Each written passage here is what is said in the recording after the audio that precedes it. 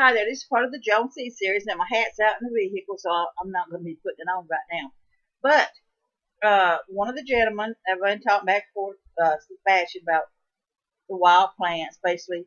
And I said to him, I said, there is 400 different types of grasses. He said, but you was talking about what you can and can't eat. I said, yes, that's true. I said, you got to realize, too, that many of these yards and stuff have been treated with chemicals, and you have to be careful about that.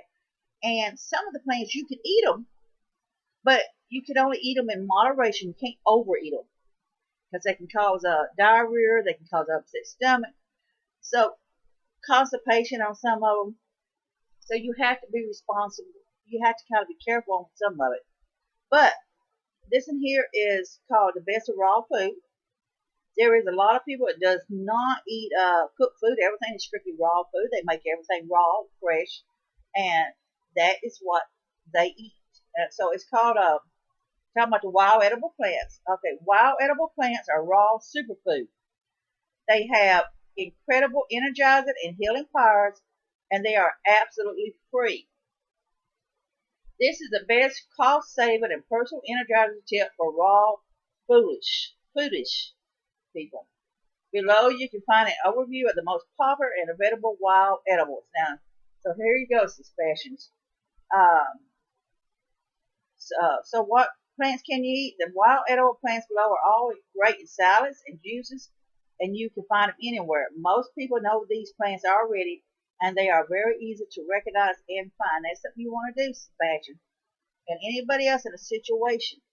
If it's a SHTF situation, or you want to get back to nature, or whatever the reason is, uh, this here is something you need to get what you know. That's what I said. You need to learn 10 basic plants. 10 plants that will help you survive. So, the first one, of course, is wild strawberries. Now, I've been snacking on the wild strawberries out in the yard. When I go out, I've been harvesting some clovers and drying them. I've been harvesting my other plants. So if I see some strawberries, I pop a few in my mouth. These berries are rich in vitamin A, C, and K, in minerals, calcium, iron, potassium, and silicon. They are good for fevers, diarrhea, dysentery, liver, kidneys, and much more. Okay, so dandelion leaves.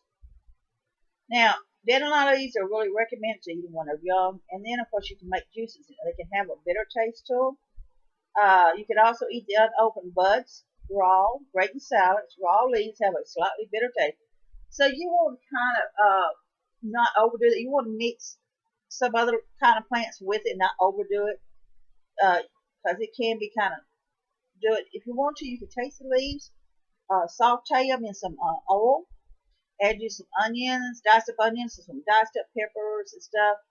Little hot sauce in it for seasoning. If you don't like hot sauce, add some Worcestershire sauce or something to it, and saute it up, and then put you some dressing on it. You know, whether you want to use vinegar and oil solution, or you want to use balsamic, whatever it is. You know, you don't have to do all that. Just some simple salt and pepper. Because once you put all that together and cook it all together with the sauce and everything, it's going to taste wonderful. Okay, so talking about lamb quarters. You can eat the leaves of this well-known weed. The seeds are high in protein, vitamin A, calcium, potassium, and other basic ones. And then, of course, the stinging nestle. I got stung by it today. Well, I will tell you, you have to be careful when you harvest them. You find it everywhere. The plant is so strong it survives both the hot sun and temperatures of -20. You can eat the very young leaves in your salads, but the older ones sting, so you may not like to eat them raw. When you juice them, the stingers disappear. The fresh or dry leaves of nestle can be used to make a tea. Don't heat your water above 70 degrees C. Sorry. Um, if you do get stung, rub the leaves of a plantain against the sore spot to relieve the pain. Clovers. You know, basic clovers. Like I said, the red clovers and the white clovers. Red clovers is a sweeter type clover than the white clovers. Uh, they are high in protein and in widespread abundance. They are not easy to digest raw, but this can be easily fixed by juicing them. Dried flower heads and seed pods can be ground up into a nutritional flour and mixed with other foods. So what you can do is you take and grind the dried flour up. The red clover mainly has more easier to harvest, and it's got a sweeter taste than the white ones. But I get both. You grind them up, and then you can replace 25% of your flour with that, and then you're adding all this nutrition into it. Garlic mustard. Okay, the leaf, flowers, and fruits are edible as food for humans and are best when young. They have a mild flavor of both garlic and mustard and are used in salads and pestos. Pestos, if y'all don't know what that is, basically that's where they just grind it up. They'll just grind, like it's in a they'll don't cook it all the way. They just kind of partial cook it or whatever, and then they grind it up and they make a presto from it basically. Daisies. You can eat daisies,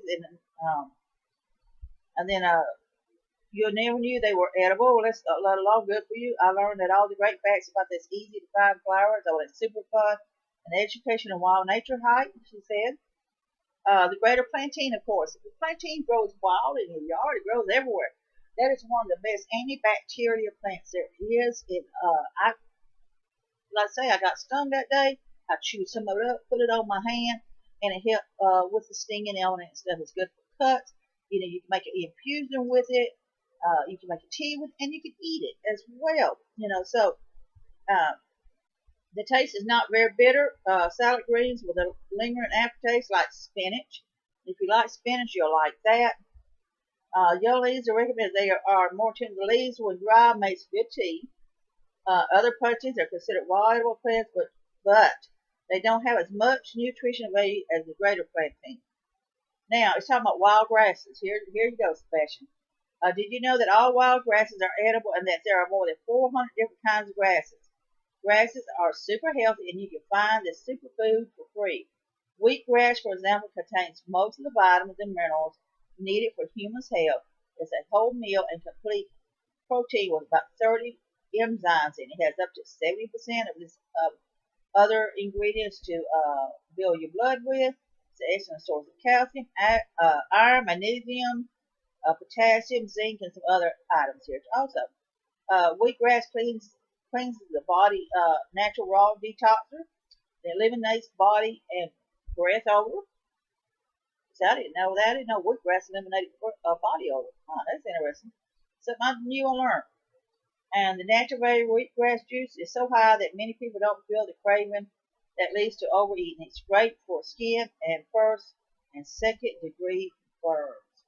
See, that's something you can take that wheatgrass up and smash it up and use it for the burns, and you can make your infusion for it as well to help wash the burns and keep them clean.